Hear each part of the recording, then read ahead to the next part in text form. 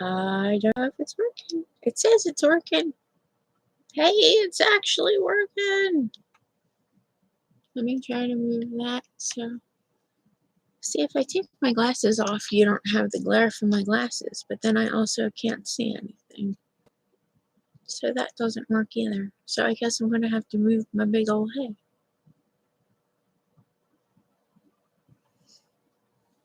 I'm just checking out the live stream, see if it works, because I might want to live stream something.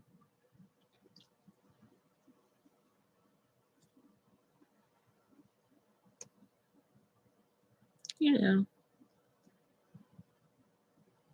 I really got to clean up my supplies / altar area. It's my cluttered.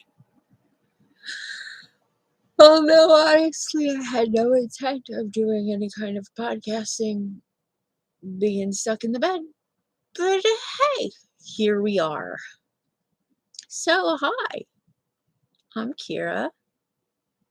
I am the host of Kira's Dollhouse Sweets. I make things from string. I crochet, I illuminate. I have a Centro machine, but it scares me. I do not know enough about knitting to be comfortable with the Centro yet. At the moment, we are making a sweater. We are making a sweater from Cinnamon Stitches that she called Autumn Sunset. She did not use these colors. I am not a pink and baby blue kind girl, so I'm just making mine with neutrals. But I figured if I can figure out how the live chat works, then maybe I can actually get some crocheting done and talk to people. If people show up. If not, then I can get some crocheting done and talk to myself and watch myself crochet. It is what it is. I'm not here for a huge audience. If I can help one person out, if I make one person more comfortable, then I'm good. But I didn't announce this was live. I didn't put any kind of notifications up because I just wanted to test everything and to see if it works. And today is not a sitting up properly day. It is not. If I could figure out how to live stream laying down and not look like I'm live streaming laying down, I would. But you get the propped up on the elbow, Kira, because I'm tired. Does this tell me when people are in the chat? I don't know. My technical guy is taking a nap. So I have all these technical questions, but no one to shoot them at.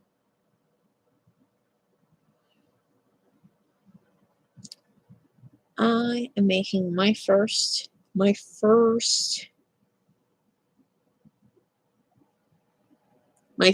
attempt at a sweater, my first finished one.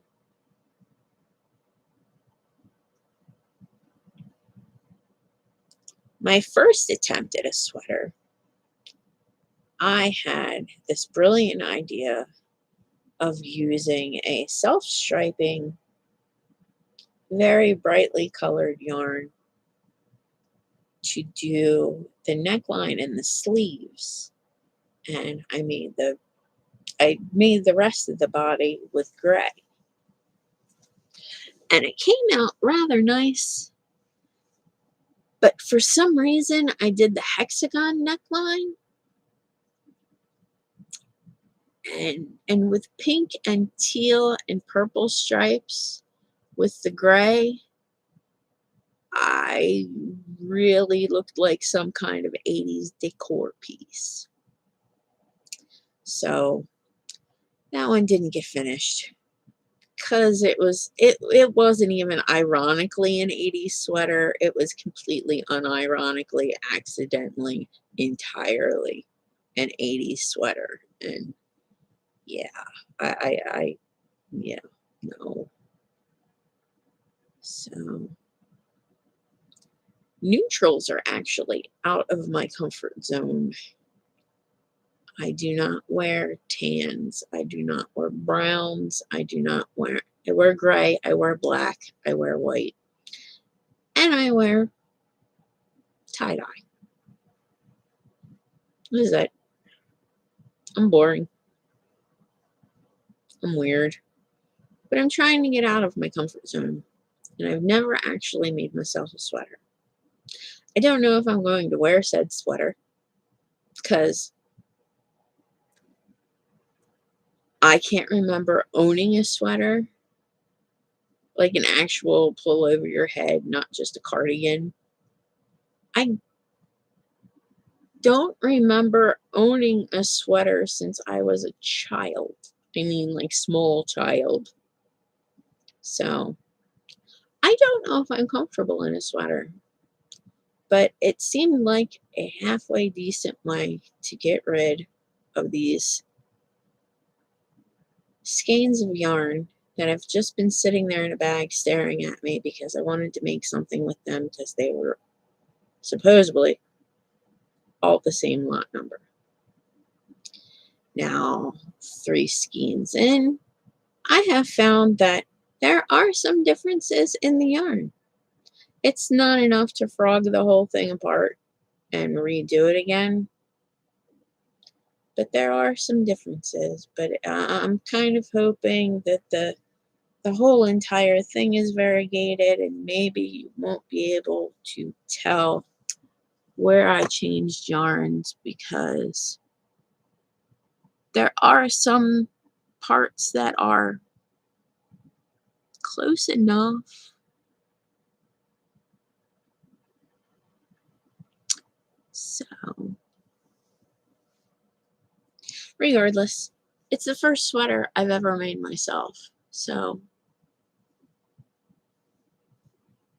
it's soft. If nothing else, I can always sew the holes up and make it a pillow. Sweater pillows? That could be a thing. Sweater pillows could be a thing. I was hoping my tech guy would get up so he could help me check on this. But he did not. So here I am. Looks like it's just me and me. But I'm cool with that because I'm just checking out how the live stream looks. And the fact that I should probably get a camera that is not 20 years old. Because my phone takes way better video than this. Although I guess there's not a lot you have to, look at details on.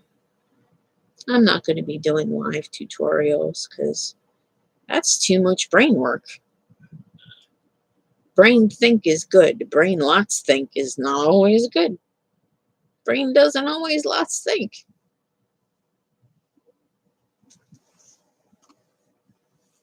So, it's nice to know that the stream works though.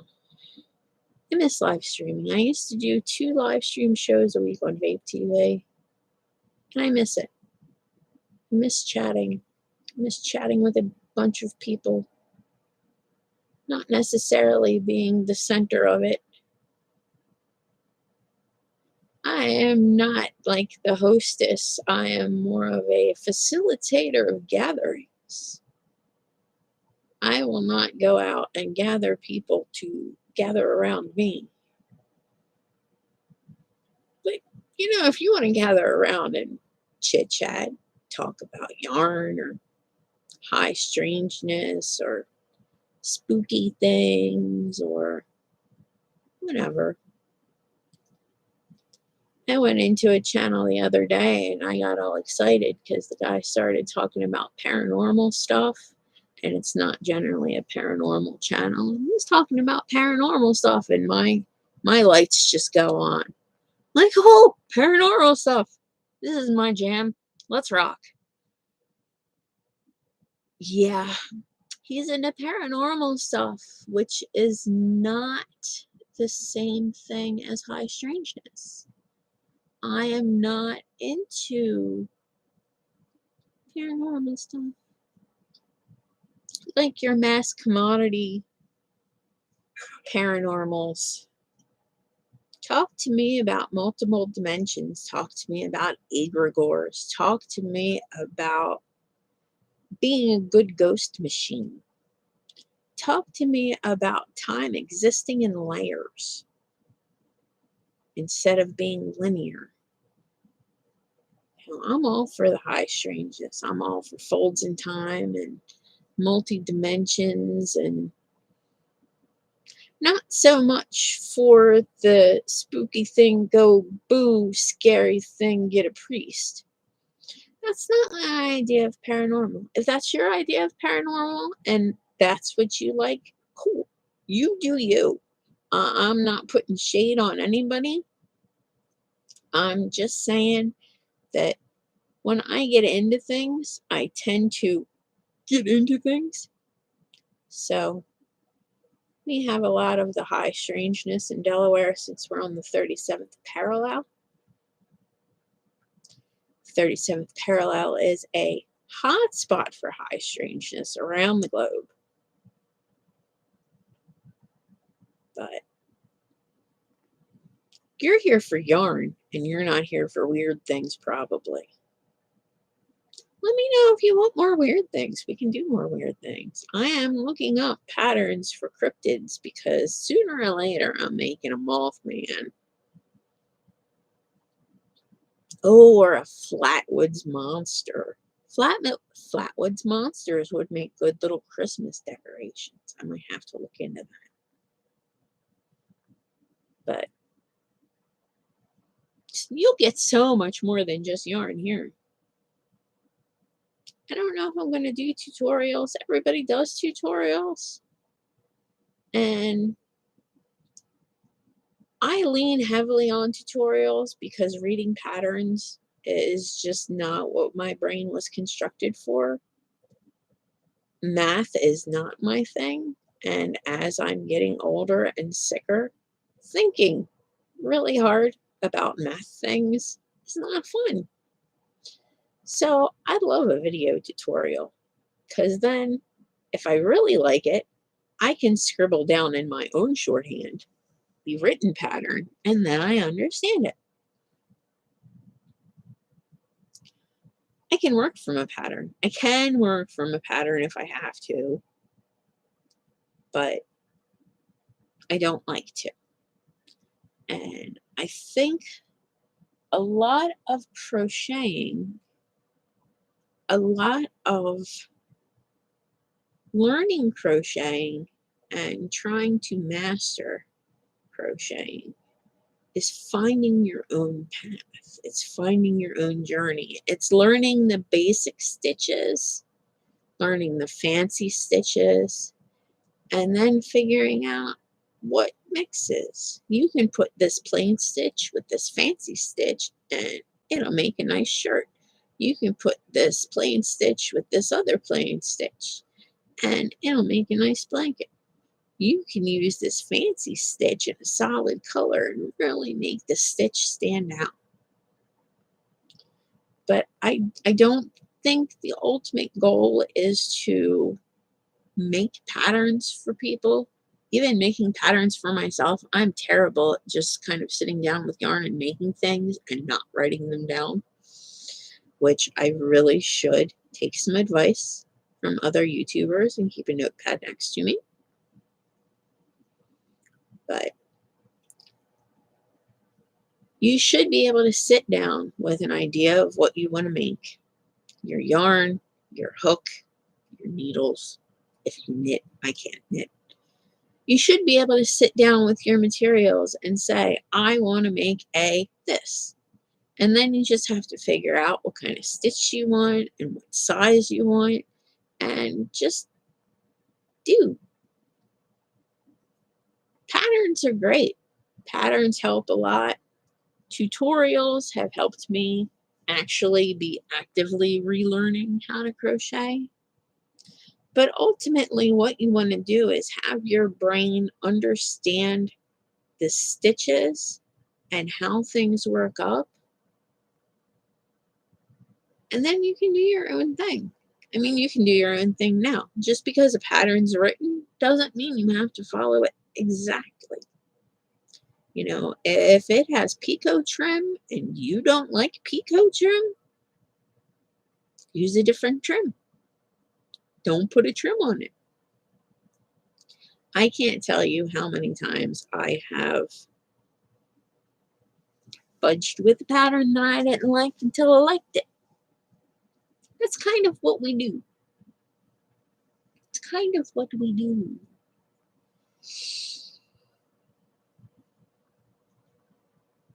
But yeah, it's your project. It's your sweater. It's your blanket. It's your beanie. It's your... Do what you want. Well, this pattern says I need to do this stitch and then this stitch and then that stitch and then... Don't. Life is too short to make things you don't like making. If you're making something and you're 2 or 3 rows into it and you're just not feeling it, frog those out. Make something that makes you happy.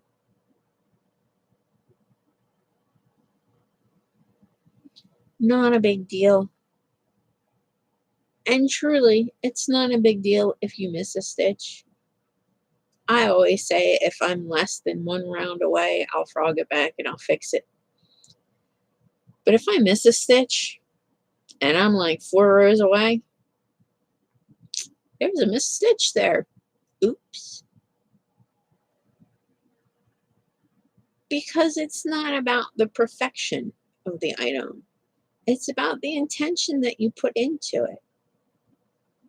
You know, I have sent out a blanket or 3 with, you know, a missed stitch or a slipped stitch, or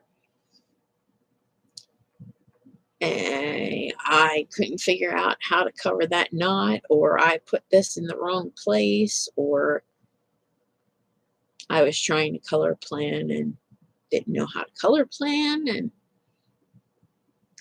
but they still work. They're still blankets. That one stitch is not going to make it not a blanket. It's not going to make it a bad blanket.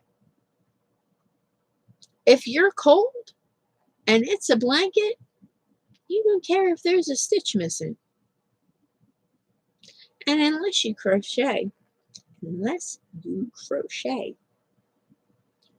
you probably won't even notice there's a stitch missing.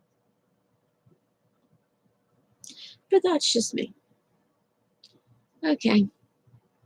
I played Let's Test Things Out for 15 minutes, and I'm pretty happy with that. So at least now I know I can go live if I want to.